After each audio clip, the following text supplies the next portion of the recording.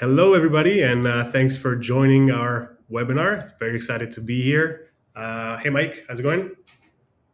Hey, Joe, how are you? Doing great. Thanks Very for excited to be having me. here. What's that? Thanks for having me. For sure, for sure. I think it's a pretty exciting one today. As people are joining, I'm just going to remind everybody what we're going to talk about today. We're going to talk about key metrics that you want to keep in mind when you're monitoring. So there's going to be a few parts to this webinar today. We're going to start by laying out some of the most common challenges in monitoring and how they impact your organization. We're going to talk a little bit with Mike about how do we know what we should consider in our monitoring. We're going to talk about specific examples. We're going to look at all the different layers of the architecture. We're going to go one by one, sharing screens from the groundcover platform and showing you how you should, what you should consider and how you should measure those different metrics. And of course, we're going to finish by talking about a little bit how groundcover helps you monitor what's important. So we have a lot to talk about. We have a lot to go over, and it's all going to be led by Mike. But I want to keep this interactive. So for everybody who's here, the Q&A box is open, and you're absolutely invited to ask any question throughout the webinar. We're going to try to offer you answers as we go along and not just leave all the answers to the end. So definitely keep them coming. Even if they're a little bit off topic, I know that Mike can take them. So feel free to shoot at us anything that comes to mind. So just before we get started, Mike, maybe just tell us a little bit about yourself. Yeah, awesome. Well, appreciate everyone showing up to listen to me ramble on about Kubernetes and those fun things. My name's Mike Moore. I'm our solutions architect here at Cover. I guess just as a little bit of history and background, I've been in the monitoring space for some time. I joined a small company called CA Technologies way back before microservices were cool. A good bit of time working with a lot of their very large customers, so kind of migrating from the mainframe kind of monolith space, moving into those APIs and places like that, and kind of containerizing and looking at microservices. And that's about the time that the DevOps realm shifted into reality. So I kind of watched that come about, and then went over to another small company you guys may know called Datadog, where I was one of the first sales engineers there. And spent a good bit of time from then through their IPO, working with customers all over the globe, looking at monitoring and tracing and metric collection and logging and security and you name it. And then spent a bit of time at another small company called Splunk, doing the same thing, running their sales engineering teams out of Asia. So yeah, it was a really, really interesting background there. Spent a little bit of time over in the developer portal space as well, prior to coming back to something that I really love over here at groundcover in the observability market. So I'm just really excited to kind of talk through some of this today. I know this is an interesting topic for a lot of people. It's definitely an interesting topic for me. So definitely, happy to walk through some of this, and please ask any and all questions. I'll do my best to answer anything that I can, and what I can't, I'll make sure to follow up with you afterwards. Excellent. Thanks a lot, Mike. And it's absolutely super to have you here with us at Groundcover. I think you joined about, what is it, like a month and a half, 2 months ago? Seems like It feels about 6 to 12 months at this point. But yeah. No, it's absolutely awesome to have you with us. So let's kick this off with just one that should be fairly simple for you. Let's sure. talk about what are the most common challenges in monitoring and how do they affect the organization. And I Yeah. believe you have a couple slides you want to share with us also. Absolutely. So, I think before we really get into a technology specific space, I kind of want to back up, right, and give that big kind of 50,000 foot view of the state of monitoring today. And really, this applies to Kubernetes, but it also applies to everything else that's out there, right? Whether it's the cloud, whether it's your VMs, whether it's bare metal, whatever it happens to be, right? There's a few different particular things that come to mind, right? One being cost, right? That's a really interesting topic for me. I've talked about some of my historical places, and I won't pick on anyone too much, but looking at things like surprise overage bills, that's a really common thing, right? And it leads to a couple of things. One, it leads to a lot of frustration. It leads to conversations about, well, which service is more important than another? How should we monitor it? Should we do that? Should we consider monitoring this? Do we monitor all of our environments, or do we wait until, we're live and find out how it's going to go? And that's really a conversation that I've always hated. Well, number one, I hate the conversation of should we monitor this or not. The other thing that I don't really like is that, that we shouldn't be surprising people at the end of the day with these insane overage bills and costs and things like that, right? You should know what you're getting into. So that's one aspect of it. And then that actually dovetails into the next topic around coverage, which is really interesting because coverage is one of those things where you don't really know what you don't know. A lot of people will say, we're going to monitor everything in our stack. And then, especially as you get into those large mid-market enterprise type businesses, there's a lot of moving parts, right? I mean, not only do you have 150 different tools to do all the things, but everyone owns a little pocket of something, right? And there's teams that don't want to use the tool or don't want to use the platform that you're picking out. And then all of a sudden you're fragmented everywhere and the coverage is limited, right? So that's a pretty interesting challenge. And then it comes down to what don't we know that we don't have? And of course, Murphy's Law says that's the thing that's going to break, right? That's the one thing that you didn't know about. All of a sudden, that's the thing that we're putting out a fire around. And, again, thinking about cost, it's a very expensive problem when you don't know about things that aren't, just things in your stack that you're unaware of. And then, looking at things like instrumentation, right? Instrumentation is a complex problem. And it comes, again, back to, coverage, again, is in cost. If you think about the cost of a developer and their time, or maybe their willingness to go back, or their ability to, perform a code change without, sometimes that code change is significant. It's very expensive. It takes a lot of time. It takes a lot of process and red tape.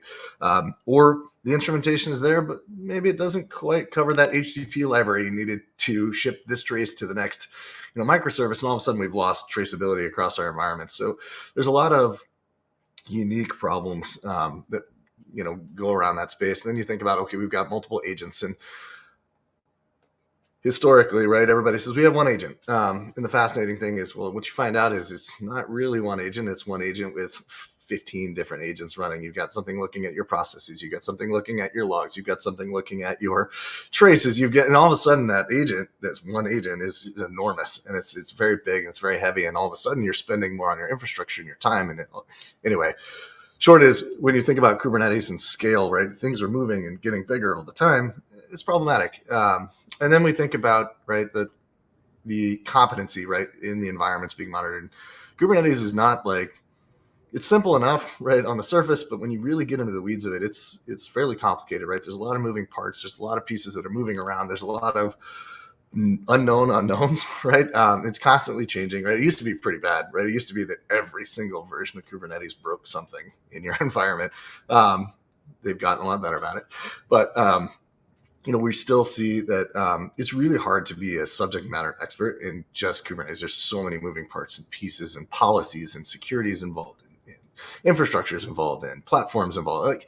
There's just so many complex things. So really being able to understand that entire environment and structure and knowing who's operating in it is hard, right? And so if we take a look at that and we start to graph this out a bit, right, we can think about this in terms of kind of that impact on observability, right? The cost is very high, right, on that impact, right? And then you think coverage begins to look at operational efficiencies. So the more we try to cover with complex instrumentation, the harder it gets, right? And our operational efficiency starts to go down.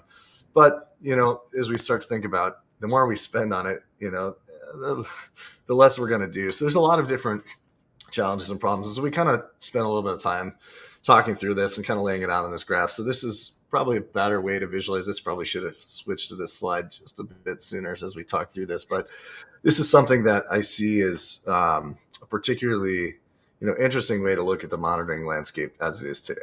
So really the big question, though, and why you're all here, hopefully, is to figure out how does this relate to Kubernetes specifically, right? And this comes down to a number of things, right? When we think about observability, we think about the market, we think about the space. I think about logs, metrics, and traces. That's really the big three pillars, if you will, of observability around there. And so we can start to think about Kubernetes is actually a pretty complex environment, right? We're thinking about all of the man, we've got these huge log volumes that are coming out, right? We've got, think about core DNS alone is just this monster that shoots out, insane amounts of logs, or some of the cube systems themselves are just, expensive to monitor. And the problem then is, well, how do we consume all of these logs and keep all these logs? And do we keep these logs? Do we even care about these logs? They can get very big very quickly. And with the traditional ingestion-based kind of monitoring, it's pretty pricey, right? And then you got to figure out, well, what's important and what's not. And of course, the one thing you thought was important isn't, and the one thing you didn't, of course, is the thing you're going to need when there's problems. So figuring that out is not particularly great and fun. It takes a lot of time, right? And then you've got this other challenge, right? When you think about Kubernetes architecturally, right? You've got all these namespaces, right? People can operate in this namespace or that namespace, and maybe we don't really know what's in this thing, or we don't know what's over here. We don't know who's responsible for that piece over there, and we don't know how many resources are being consumed in that and why this application is failing. There's all of these challenges today with kind of visibility being limited to specific groups of people, and that's challenging in and of itself. And then we think about, well, Kubernetes by virtue, it's a great thing about it is very dynamic, right? Workloads can be anywhere, right? But sometimes they're not where they're supposed to be, right? We've got a high memory workload sitting on a high CPU node, or vice versa, or we've got this very high CPU thing running on a general purpose node. Figuring that out is not exactly the easiest thing sometimes, right? We may not know, or we may not have the developer that's pushing this thing out, or right, the DevOps engineer that's now like you running on this platform that you provided may not understand the taints and tolerations and the other things that are available to them, and all of a sudden their workload's running in a bad place, or maybe perhaps their workloads are unconstrained, right? This is my favorite problem. You can always, I don't think I've been to any Kubernetes-based customer, period, that hasn't run into somebody deploying something that isn't bound, right? The memory's, not constrained, it's not requested, it's not limited. And all of a sudden, I've got a node that's starving everything else out. And all of a sudden, my application is down, and people are scratching their heads and wondering, well, why is this thing happening? And so there's some really unique things that we can do around making sure that we're looking at those specific areas and pieces and parts. So there's a couple other things too. Workloads move around based on the resourcing that's available, right? They are rerouted, and then problems can kind of crop up anywhere. And then all of a sudden you're seeing, networking maybe moving cross availability zone. And now we don't really know about that, or why that's actually happening, or if that's happening. And all of a sudden our AWS bill comes and we're going, oh my God, 30% of our AWS bill. And this is all, a little peek under the covers here, ground cover, right? We ran into this exact problem, right? We figured out that our cross availability zone bills are high, right? They're 20, 30% of our AWS spend. So that's an issue that we commonly see crop up. And then oftentimes we see that, clusters are shared, right? And we just don't know what's deployed when and where and why. And this leads to a number of unknown requests for resources. We're looking at cluster scaling that we weren't expecting. And again, going back to that unconstrained workload problem, that can get out of hand really fast if we're not really clear about, hey, we have this application that's just unbound and it's just going up and up and up. And that cost can get very high very quickly. And then again, right, if we don't know what's deployed and where, it kind of leads to some of that missed visibility into our critical workloads, or maybe non-critical workloads, but generally speaking, we miss something. And then today, really, I think we touched on this on the last slide. This is generally done with agents that are relatively heavy, right? They're expensive. If you think about APM alone, right, some of these are taking 20, 30, 40% of your CPU usage, which is insane. That's a very, very high cost, because if you think about the scale that now you have to perform, like let's say we have 1,000 requests coming in per second. Well, if all of a sudden 40% of those requests are going to be dropped because we don't have access to, that next level of things there, we've got, we've got this really interesting problem where we have to scale our infrastructure just to manage our observability, which is completely bananas, right? We shouldn't have to do that, right? Or if we do, it should be a couple of percent, not 30 or 40, right? So that's some of the main challenges that we see, right, in the Kubernetes realm today. Now, Fortunately, and the way I see it, and I think the way groundcover sees it, right, is it doesn't have to be complex to monitor. It shouldn't be so darn hard, right? And this is something we've taken a hard look at, right? And with your infrastructure, right, we really want to see a single source of truth on this, right? We want logs and metrics coming in any volume. We want to be able to understand all of that stuff, and we don't want to have to pick and choose, right? We want that full visibility into the node health and the node status and the pods and the. We want to make sure all those events that are happening, those out of memory things that are going on, the pod restarts, all of those little bits and pieces and parts that we're kind of missing. We want to know when a node is unhealthy. Right? And then you want your application side of it. You want all of those metrics. You want all of those traces. You want all of the things in your environment. You don't want to have to go wonder, is this important? Is this not important? Should we do this? Like, does this thing exist? Right? We should just know that it's there. And then we want a simplified understanding of that network side of it. How does this thing communicate? How do we do that? And we really want to do that with no unknowns. We just want visibility, right? We just want to go out and install something. And I don't want to have to coordinate an army of developers and engineers and managers and process folks. It's a nightmare, right? Especially as the red tape goes up and up and up. I think we've all seen it, and I definitely won't name any names out there, but I've seen it to a point where it's so hard to, have a code change of any kind, right? You have this whole process that goes behind it. It takes 6 months sometimes to get something done.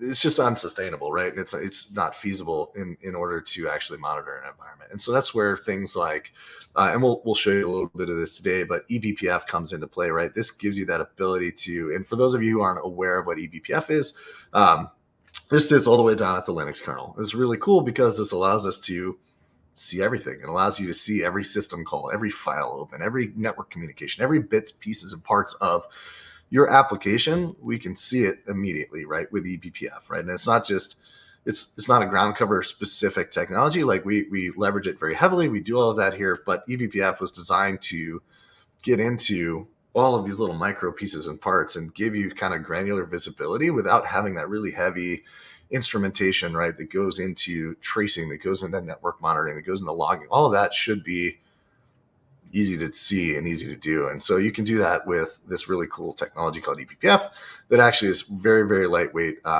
Even benchmarking it against the larger observability providers out there, you're talking, a reduction in overhead of, tens of percent. I mean, we're talking, 70, 80% less of overhead in your performance as you're looking at traces and logs and metrics. So the idea behind that is with something like eBPF, right, we really do want to make this simple. We want to make it so that it's not just, well, we've got Kubernetes and we've got all these nodes and pods, that's fine. We want to go deeper than that, right? We want to be able to understand not just the pod itself, but the pod health, the containers inside. We want to see what applications are running in those containers, right? We want to see every little detail about what's maybe happening in my AWS environment or my bare metal or my Azure environment. I want to understand, this Go application is unhealthy, or it's talking to this Redis server and it's looking for a bunch of keys that don't exist, right? We want to be able to tie all of those little pieces and parts, because it's not just about, and that's the crazy part about Kubernetes. It's not just about the infrastructure that sits there. It's about all of your workloads too. It's about all of that network communication. It's about all the traffic and the patterns and again, that memory scaling and the CPU scale. There's so many little details and bits and pieces and information. And so with that, right, I think, we probably want to move into the next stage of this, right? But Jill, any questions so far that have come up or thoughts yet? No, there's still no questions from the audience, but I think you've touched on a couple of important points, and you talked about the fact that Kubernetes environments have so many data points, and in fact, in many cases, as a user, you don't necessarily even know about all of them. So can you maybe talk a little bit about how do we know which ones are important and which one we should consider in our monitoring plan? Absolutely, right. So that's the idea here. We're going to talk about the whole full stack observability side of it, like with eBPF kind of in mind. But what we'll do here, I'm going to go ahead and share. Right, when we get into our environment, right, this is the one thing, and I believe, there we go, Jill, it's looking good, perfect. What we'll do is when we want to see everything, right, we don't just want to see the workload itself, but again, we want to see those traffic patterns. But more importantly, right, we want to see each workload, right? We want to see what's happening. We want to see the request per second to that particular, pod or that replica set that's going out there, or maybe it's a daemon set, whatever it is. We want to see the traffic headed to it. We want to see the errors going into it. And the thing about that is, well, the question is, well, what's an error mean? This pod may take gRPC. This one may be taking an HTTP API. It might be Kafka over here. Like, we want to understand, though, like, where are we seeing errors to my application, right? Where are we seeing issues run there? Then we want to understand kind of our latency.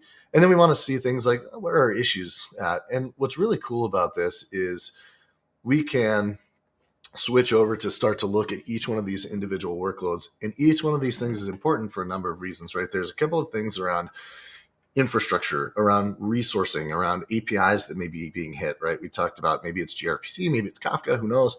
Then we want to look at the network side of it. And so what's really interesting here, and so groundcover takes a bit of an opinionated view. What's really nice here is these are some ideas that we've got. These are things that we think are important. These are things that we see people often fail at or fail to monitor. So we like to provide them a little bit out of the box. So this is, again, our lens on the world.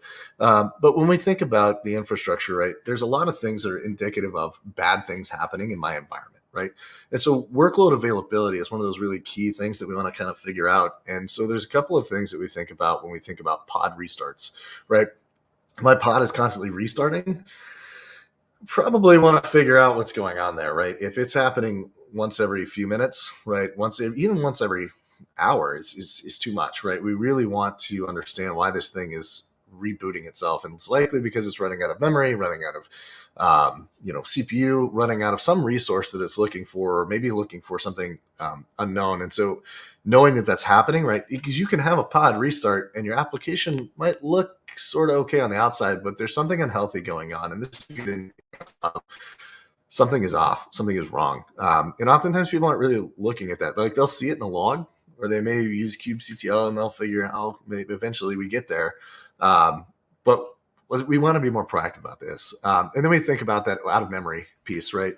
That's one that's more common than I'd say most, especially in like Java applications and other things like that, where you've got garbage collection and garbage just not well in control. And all of a sudden your heap is enormous and your pod is dying off. And so we want to be able to look for those types of errors and issues, right? And then we start to think about the other piece of this, right? We want to understand CPU usage and memory usage, right? And we want to make sure that we understand that our pods aren't peaking out or maxing out in these areas.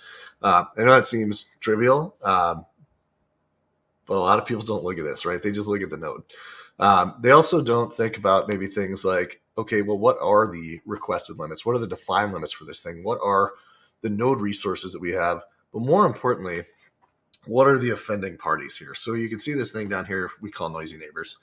This is something that I think, again, this is one of the most common problems I see, and I know I've talked about it 15 times already on this webinar, but that unconstrained, unbound workload can bring down an entire cluster of things, and it's not good for anyone, right? We get into scaling problem.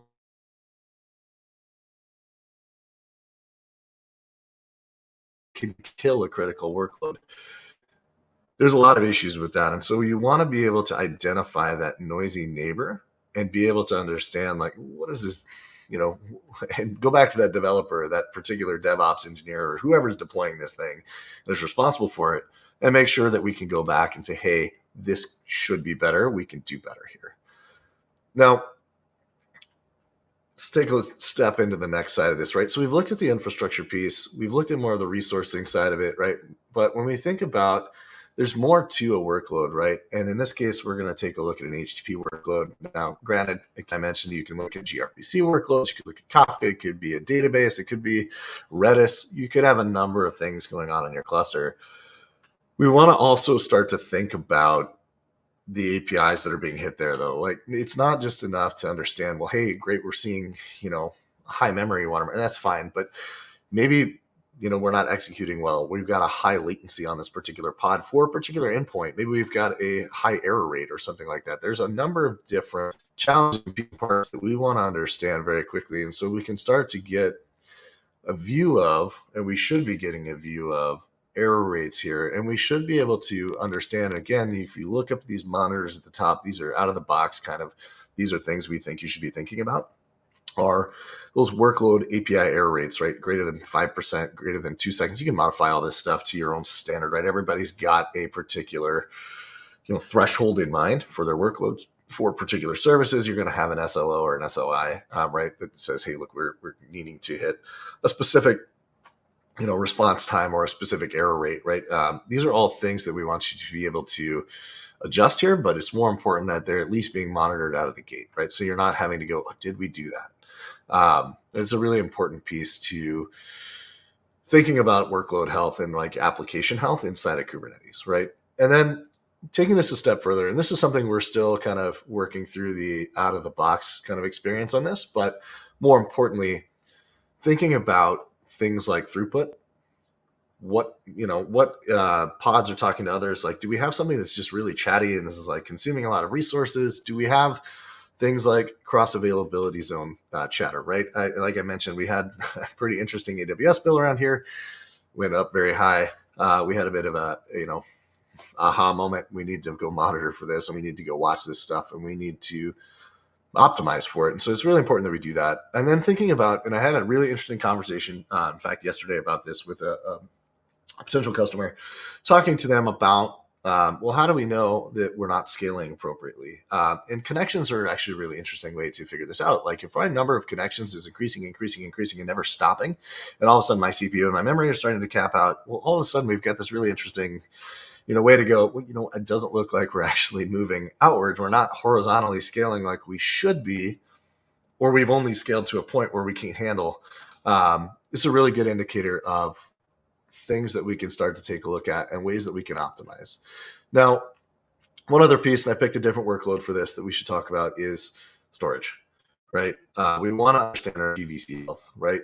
Is our latency too high? Because as soon as your disk latency goes up, right, we're in trouble. As soon as our our sizing gets bigger than the PVC itself, or to the capacity of it, we're going to run into issues and challenges. So all of this stuff, these are all things that we should be thinking about. And these are all things that are often thought of after there's a problem, not beforehand, right? So when we think about the different areas and pieces and parts of any of these particular services, thinking about the workload is super critical, right? So we also want to take a look at things like infrastructure, right? We want to understand our node health. We want to understand the CPU. We want to understand the memory. We want to understand the disk and the pods and all of the above, right? This is not just about your applications. It's about your infrastructure as well. So knowing that this stuff is here, getting it monitored out of the box is kind of a critical piece, right? So we always want to make sure we understand what our defined limits are versus the usage. We want to start to get a sense of how close are we to that. We need to get somebody involved in this. We need to scale this thing, or it's going to scale on its own.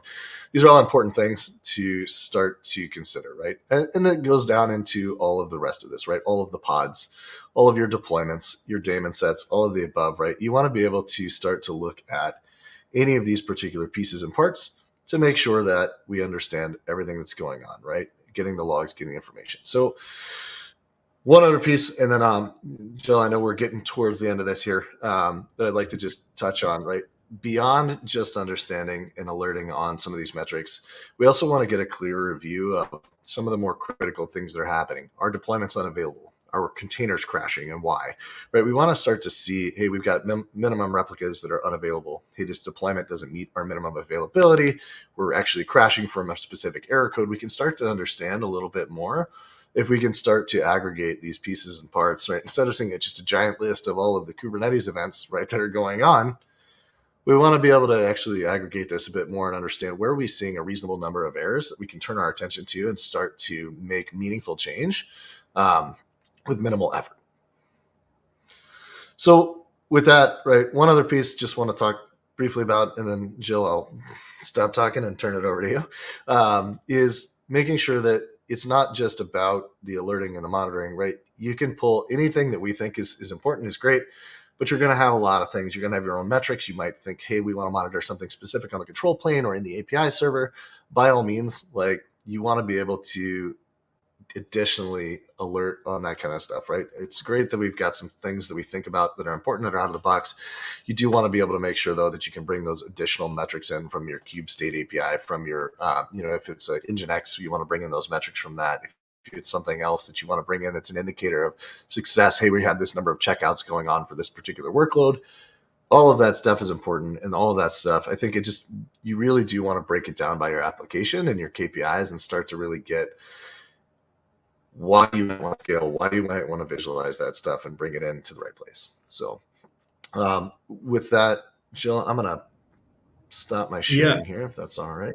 For sure, and don't apologize for that. People are not here to listen to me; they're here to listen to you. So don't stop at any point. And I know, guys, this is a lot. I know we're going very fast with this. I know there's a lot of materials that Mike is covering, and I'm sure that as you rewatch, after this, of course, we're going to send the recording to everybody. So if you rewatch it and you have questions, Mike is always available to answer anything offline as well. So feel free to do that. But just to kind of wrap us up a little bit, Mike. You touched on this a little bit here as well on a couple of points, in terms of what we gave out of the box. But can you just, talk a little bit about everything that groundcover offers in order to help with with this monitoring? Yeah, look, the reality is this is where the eBPF comes into play, right? This is the cheat code to monitoring, right? This is the easy button. I say that like it's great marketing speak. However, the reason I'm here, right, is I came to groundcover during my interview process, and I thought, probably should spin this up and give it a shot. And it took me all of about a minute to spin this up. There's a simple, there's a very easy get started single line command thing that you can run, right? That actually brings you to all of the stuff that we just saw. Comes out of the box at groundcover, right? It's pretty cool. It's really fast. It brings you all of those metrics. It sets all this stuff. It just kind of works. And that's the nice thing here, right? All of those out of the box monitors we looked at, that's all ready to go. Obviously, there's folks like myself, folks like our team that can, if you want to talk more about, hey, should we monitor this? Should we monitor that? Like, what's maybe a better practice for application scaling, other things like that. I'm always happy to talk to you on that stuff. But the cool thing is it's really, really lightweight. It's super fast. It takes no time at all. And you kind of get, I'd say 90% of the way there within the first minute. It's pretty wild. So that's, and like I said, right, it's a single command, right? There's nothing, I would say there's no magic here, but I like to think it's a little bit of magic, right? But that's the idea here. We want to make it simple for you to get at these metrics. We've talked about it. We want to make it easy for you to not have to think too hard about, should I be monitoring this thing or not, right? Jill, we didn't talk about the pricing model, but like we've got some pretty unique stuff around that where it's, you kind of control your costs on logs and metrics without having to think, should I send those logs or metrics, right? It's very simplified and easy. And there's a lot of ways that we can, I think, solve for a lot of the challenges we talked about in monitoring with pretty minimal effort here. And the cool thing is you don't have to call me or talk to me or talk to Jill or talk to the team. You can always go to groundcover, sign up for free. Like I said, I did it in about a minute. So, that's, I should stop overdoing it here, gushing a little bit, but it's exciting. It's easy. No, it's absolutely amazing to see your excitement about this, and of course we're all excited about this too. And for everybody who wants to try it out, like Mike said, just go to groundcover.com, set up your free account. It takes 5 minutes to install, and just see it for yourself. In fact, like you said, we didn't talk about pricing just because it's not the focus of this webinar, but we are going to have pretty soon. We're going to have a total cost of ownership calculator that's available online that you just basically see the full breakdown of what groundcover costs you versus other options, and it's just numbers you have to see for yourself to understand and believe. So the best thing for us to kind of wrap everything up here is to first of all rewatch the recording. Definitely see if you have any questions that come up and let us know. Feel free to join our Slack community, where you can join hundreds of people that ask us questions about anything. So you can join that and talk to us directly there. You can go to groundcover.com and install yourself. We have those webinars coming up like we had today on specific topics every 2 weeks. So we'll be sure to let you know when we have our next one coming up. I don't see any questions in the Q&A now, but I'm sure that we will have once people rewatch this, and then we'll be more than happy to answer. Mike, anything else that I'm forgetting? Oh, actually, there's one question here. Can we automate the deletion of log, alert, and data for more than a certain number of days? Yes, you can. So there's some configuration items that you can use right there in groundcover to actually set the retention for all of this stuff. So absolutely. Excellent. So thanks for the question. Thank you everybody for being here. And like I said, we're going to be here every 2 weeks. Mike, thank you so much. I know that was a lot to cover, and you did it perfectly. So thanks a lot for that too. And we hope to see you all on the upcoming webinars. Thanks everybody. Thanks so much, everyone.